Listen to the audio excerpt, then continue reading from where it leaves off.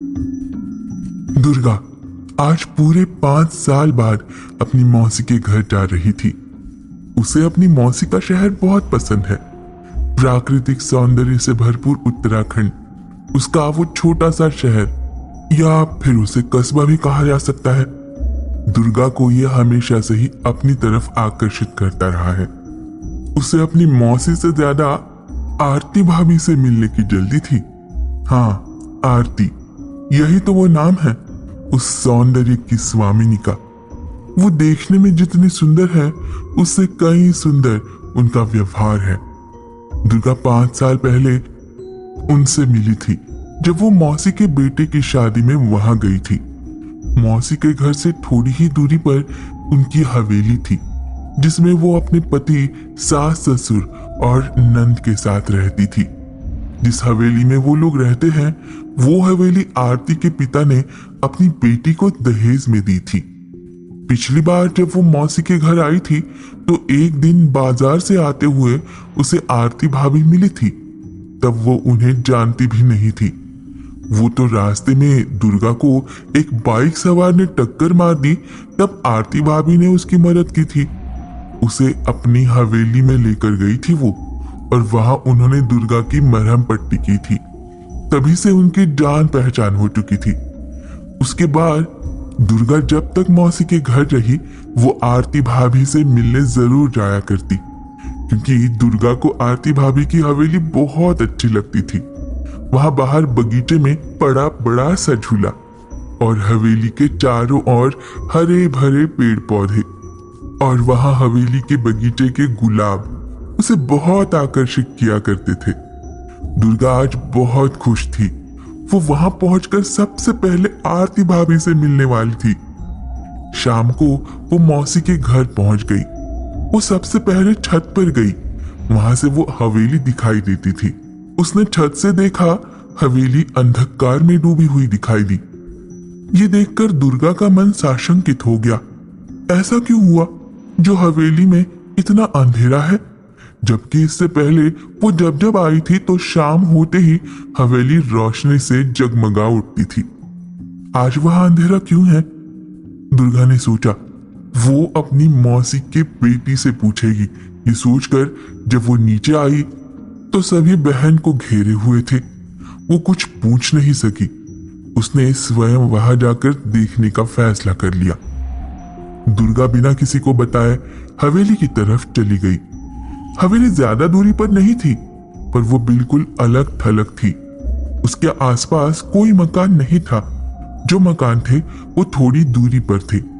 जब दुर्गा हवेली में पहुंची तो वहां बिल्कुल सन्नाटा पसरा हुआ था। रोशनी भी नहीं थी। वहां का वातावरण देखकर दुर्गा डर गई। उसने सोचा, इस समय अंदर जाना ठीक नहीं है। कल सुबह आकर वो आरती भाभी से मिलेगी। ऐसा सोचकर जब दुर्गा जाने ही लगी थी, तो उसी समय उसे उस हवेली के अंदर से सिसकारियां सुनाई देने लगी। फिर उसने सोचा कोई भयानक अट्टहास कर रहा है। फिर रोने की आवाजें सुनाई दी। ये सुनकर दुर्गा की तो रूह कांप गई। उसने वहां से जाने के लिए जैसे ही कदम बढ़ाया, उसे सिसकियों में डूबी आवाज सुनाई दी, जैसे कोई कह रहा है, नहीं, तुम मुझे छोड़कर नहीं जा सकती। तुम मेरे पास आओ, मेरे पास आओ। दुर्गा वहां से भाग खड़ी हुई। आवाज अब भी उसके कानों में गूंज रही थी। जब वो भागती हुई सड़क पर आई तो सामने से आ रही एक औरत से वो टकरा गई। दुर्गा गिरने ही वाली थी। उस औरत ने उसे संभाल लिया। जब दुर्गा ने उस औरत को देखा तो वो पड़ोस की पाठक आंटी थी। दुर्गा को देखकर उन्होंने आश्चर्य से पूछा, तू कब आई रे, और यहाँ कहां से भाग कर आ रही है? कहीं तू आरती की हवेली में तो नहीं गई थी ना? पाठक आंटी ने डरते हुए आश्चर्य से पूछा। हाँ आंटी, मैं वही गई थी, दुर्गा ने डरते हुए जवाब दिया। अरे तुम्हारी मौसी ने तुम्हें रोका नहीं क्या? और उन्होंने तुम्हें वहां जाने ही कैसे दिया? पाठक आंटी ने गुस्से में झल्ला कर पूछा। वो आंटी जी, मैं बिना किसी को बताए यहाँ आ गई। लेकिन मैं हवेली में नहीं गई, बाहर बगीचे में ही थी। वहां मुझे ना रोने चिल्लाने की और सिसकारियों की आवाजें सुनाई दे रही थी।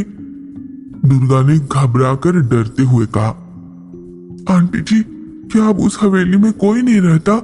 और आरती भाभी कहाँ चली गई? दुर्गा ने डरते हुए पूछा। बिटिया, पहले तुम घर चलो, मैं तुम्हें सब बताती हूँ। मैं जानती हूँ कि तुम्हें आरती से बहुत लगाव था। तुम उसके बारे में जानने के लिए बेचैन हो रही हो, है ना? पाठक आंटी ने कहा। दुर्गा पाठक आंटी के साथ उनके घर आ गई। पाठक आंटी ने अपने पोते से दुर्गा की मौसी के घर संदेश भेज दिया कि दुर्गा उनके पास है। आंटी जी बताइए ना, वो हवेली इतनी सुनसान क्यों है? और आरती भाभी कहाँ है? मेरा मन बहुत घबरा रहा है। दुर्गा ने जल्दी जल्दी में बेचैनी से पूछा। बिटिया, ज्यादा तो हमें भी नहीं पता, पर आरती के घर वालों ने तो यह सबसे यही कहा कि आरती किसी आदमी के साथ भाग गई। उसे भागते हुए घर की नौकरानी पारो ने देख लिया था, तो आरती ने उसकी हत्या कर दी और घर से सारे जेवर और नकदी लेकर किसी आदमी के साथ भाग गई। वो चरित्र की अच्छी औरत नहीं थी। अब उस हवेली में पारो की आत्मा भटकती है। आरती के सास ससुर ने यह हवेली खाली कर दी। अब वो कहीं दूसरी जगह रहने लगे हैं। इस भूताहा हवेली को लेने के लिए कोई भी तैयार नहीं था। फिर एक कोई बिजनेसमैन आया था। वो भूत प्रेत पर बिल्कुल विश्वास नहीं करता था। वो ये हवेली लेने को तैयार हो गया था। तब आरती के पति ने इस हवेली को इस आदमी को बेच दिया। सुनने में आया है कि वो आदमी यहाँ होटल खोलना चाहता है। अब आगे देखो उसके साथ क्या होता है। वो जिंदा बचता भी है कि नहीं। अब उस हवेली से भयानक अट्टहास सुनाई देती है, डरावनी आवाजें आती हैं। अब तुम उस हवेली के आसपास भी मत जाना बिटिया। पाठक आंटी जी ने दुर्गा को बताया और उसे वहां ना जाने की हिदायत दी। आंटी जी, मैंने आपकी तरह दुनिया नहीं देखी है, पर मैं जितना आरती भाभी को जानती और समझती थी, मेरे विचार से वो ऐसा काम कभी नहीं करेगी। आप ही बताइए, क्या वो ऐसी थी क्या? अपने पति को छोड़कर किसी दूसरे आदमी के साथ भाग जाए? नहीं नहीं। दुर्गा ने पाठक आंटी से कहा। बिटिया, पहले तो हम लोगों को भी विश्वास ही नहीं हुआ था। जब आरती के सास ससुर ने बताया कि वो शादी से पहले किसी और लड़के से प्यार करती थी। आरती के माता पिता ने आरती की शादी उस लड़के से ना करके मनोज से जबरदस्ती करवा दी। आरती ने कुछ समय तो मनोज के साथ निभाने की कोशिश की, लेकिन वो अपने पहले प्यार को भूल नहीं पाई। जब उसको मौका मिला, वो उस आदमी के साथ भाग गई। जाते जाते उसने घर की नौकरानी पारो की भी हत्या कर दी। पाठक आंटी ने दुर्गा को बताया। दुर्गा पाठक आंटी से बात करने के बाद अपने मौसी के घर चली आई। दुर्गा ने जब इस विषय में अपनी मौसी की बेटी से पूछा, तो उसने भी वही बात बताई जो पाठक आंटी ने बताई। घर में शादी का कार्यक्रम चल रहा था। दूसरे दिन दुर्गा के बहन की शादी हो गई। वो विदा होकर अपने ससुराल चली गई। दुर्गा का मन आरती की हवेली और उसके विषय में ही सोचता रह गया था। विदाई की शाम दुर्गा चुपचाप बैठी आरती के विषय में सोच रही थी। तभी वहां दुर्गा का मौसेरा भाई पवन आ गया। दुर्गा को उदास देखकर उसने पूछा, दुर्गा, तुम इतनी उदास क्यों बैठी हो? मालती के जाने का तुम्हें दुख हो रहा है क्या? ये तो बड़े आश्चर्य की बात है कि तुम और चुपचाप बैठी रहो। ऐसा तो कभी होता नहीं। ये तो बड़ी विपरीत सी बात है। आज मेरी शेरनी जैसी बहन गाय की तरह सीधी सादी लड़की बनी हुई है। ये भला कैसे? पवन ने दुर्गा की उदासी दूर करने की कोशिश करते हुए उसे हंसाना चाहा, पर दुर्गा की उदासी दूर नहीं हुई। उसने पवन से पूछा, भैया, क्या आप भूत प्रेत पर विश्वास करते हैं? अरे, तुम मुझसे ये क्यों पूछ रही हो? पवन ने आश्चर्य से पूछा। भैया, पाठक आंटी बता रही थी कि आरती भाभी की हवेली में भूत प्रेत है। क्योंकि आरती भाभी ने अपनी नौकरानी पारो को मार दिया और अपने प्रेमी के साथ भाग गई। वही नौकरानी अब भूत बनकर उस हवेली में रहती है। यहाँ के लोगों ने उस हवेली से भयानक आवाजें आते सुनी है। क्या आपने भी कभी ऐसी आवाजें उस हवेली से आते सुनी है? दुर्गा ने गंभीर लहजे में पूछा। नहीं तो मैंने कभी नहीं सुनी, क्योंकि मैं उधर जाता ही नहीं हूं। पर तुम ये सब क्यों पूछ रही हो? पवन ने गंभीरता से पूछा। क्योंकि मैंने वो आवाजें सुनी है, दुर्गा ने बताया। क्या कहा? क्या तुम उस हवेली में गई थी? कब और कैसे? पवन ने गुस्से में पूछा। वो भैया, जिस दिन मैं आई ना, उसी दिन मैं आरती भाभी से मिलने चली गई। उनके साथ क्या हुआ है मुझे नहीं पता था ना, इसलिए मैं तो चली गई। वहां मुझे सिसकारियां सुनाई दी, रोने की आवाजें आई और अट्टहास भी सुनाई दिया। और जब मैं वहां से जाने के लिए निकली ना, तो जैसे कोई मुझे कह रहा था कि मैं वहां से नहीं जाऊं। हवेली की वो भयानक आवाज मुझे बुला रही थी। दुर्गा ने पवन को सारी बात बताई। देखो, अगर माँ को पता चल गया तो वो तो बहुत नाराज हो जाएगी। अब कभी भी उस हवेली की ओर मत जाना। हाँ? पवन ने ऐसे कहा और वो वहां से जाने लगा। भैया सुनो ना, मैं वहां जाना चाहती हूँ, क्योंकि मुझे लग रहा है कि जो लोगों को बताया गया है वो सच नहीं है। सच क्या है उसे जानने के लिए हमें वहां जाना ही पड़ेगा। भैया प्लीज आप मेरा साथ दीजिए ना। मुझे लगता है कि आरती भाभी के साथ कुछ तो जरूर गलत हुआ है। आप तो पुलिस की नौकरी की परीक्षा दे चुके हैं और अभी रिजल्ट भी नहीं आया है। आप चलकर ये केस सॉल्व कीजिए ना। अगर कुछ मिल जाएगा तो आपका तो बड़ा नाम हो जाएगा। दुर्गा ने हंसते हुए कहा। अरे क्या बात कर रही हो? अगर माँ को पता चला ना तो वो हम लोगों को सॉल्व कर देगी, पवन ने हंसते हुए कहा। दुर्गा की जिद और तर्क के आगे पवन को झुकना ही पड़ा। वो दोनों बाहर घूमने जाने का बहाना बनाकर उस हवेली में दाखिल हो गए। दुर्गा और पवन जब हवेली के बगीचे में पहुंचे तो वहां उन दोनों को एक तीव्र सुगंध आई और फिर अचानक दुर्गा के पैरों में जैसे किसी ने रस्सी बांध दी हो। वो कुछ समझ पाती कि उस रस्सी ने दुर्गा को हवेली के अंदर खींच लिया। दरवाजा फिर अपने आप खुला और दुर्गा के अंदर आते ही दरवाजा बंद हो गया। तभी पवन भी दुर्गा के पास आकर जमीन पर गिरा। तभी वहां तेज आंधी सी चलने लगी और रोने की आवाज तेज हो गई। दुर्गा और पवन का डर से बुरा हाल हो गया था। तभी वहां तेज रोशनी हुई। दुर्गा ने देखा कि पूरा कमरा चमगादड़ों से भरा हुआ है और दो लाल आंखें उन दोनों को घूरे जा रही है। तभी जोर जोर से रोने और कराहने की आवाज आई। फिर रोने की आवाज सिसकियों में बदल गई। वहां का माहौल भयानक हो गया। तभी कोई औरत अट्टहास करने लगी। पवन ने डरते हुए पूछ लिया, आप कौन है? मैं हवेली की मालकिन, मैं आरती हूं।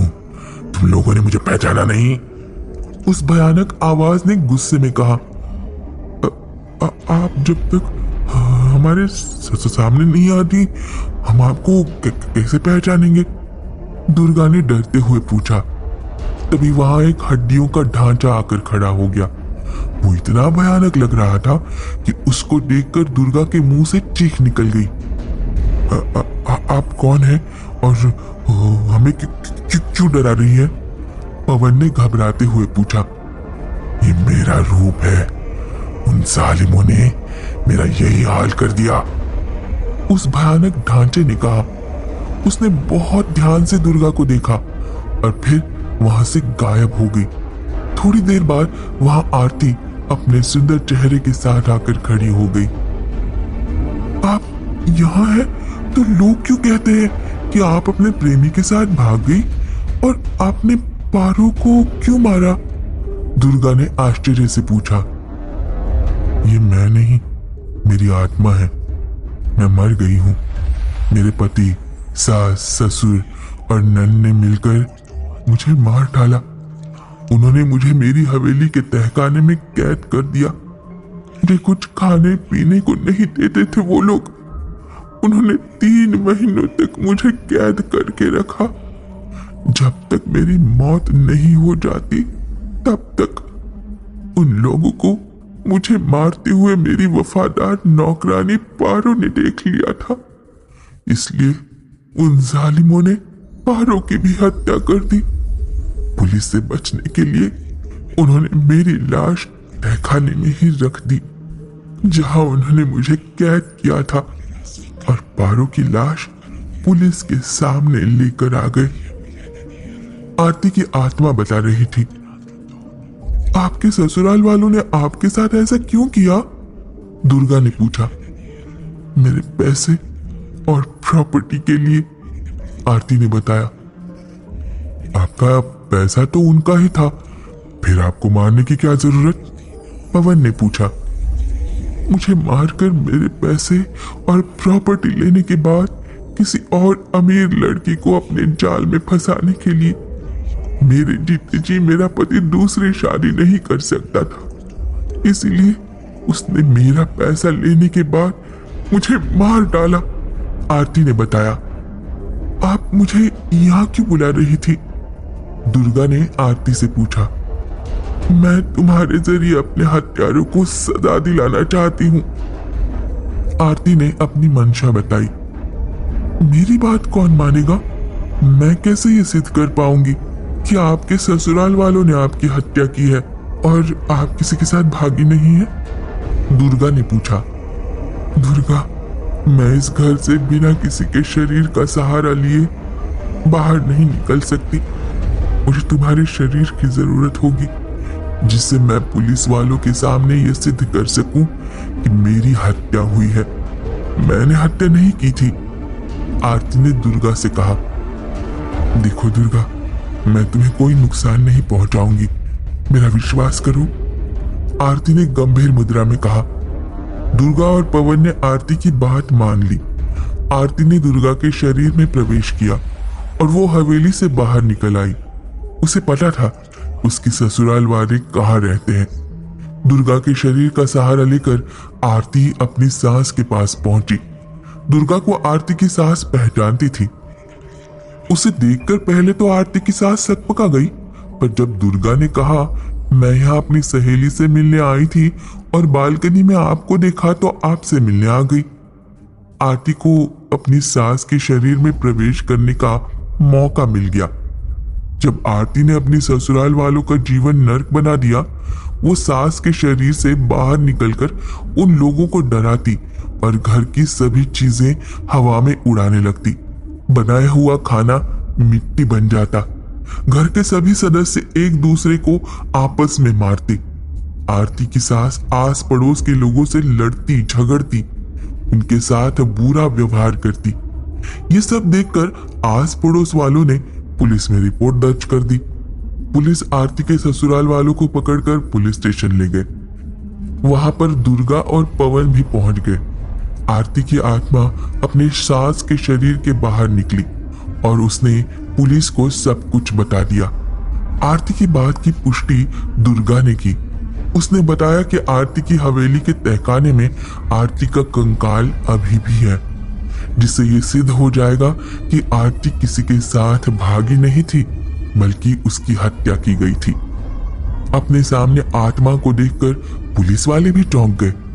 आत्मा की गवाही कोर्ट कचहरी में मान्य नहीं होती, इसलिए दुर्गा और पवन ने भी पुलिस को सबूत दिए और फिर आरती की आत्मा के डर के आगे आरती के पति और सास ससुर ने स्वयं ही अपना जुर्म कबूल कर लिया। पुलिस ने उन गुनहगारों के हाथों में हथकड़ियां पहना दी। पुलिस के साथ दुर्गा और पवन आरती के हवेली में आ गए। वहां पुलिस को आरती का कंकाल मिला।